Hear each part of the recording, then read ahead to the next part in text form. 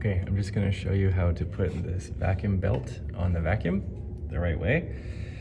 First of all, the beater bar only goes in one way. There's a long side and a short side. Just like on this, there's a long side and a short side. So they have to line up with this going right where the rubber band goes, the vacuum belt. Okay? There's little arrows on here. There's a flat side. So you can see that there's a flat side and an arrow side. The arrow side points in.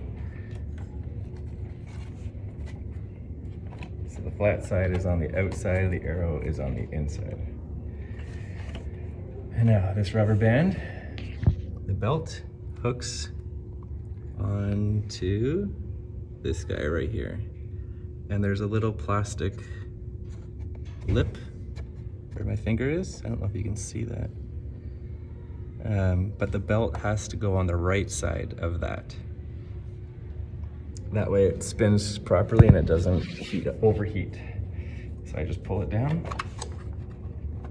place it over the loop, and there it is. It's hooked on to here, and it's on the right side of this little plastic lip. Okay, and then we just put the cover back on.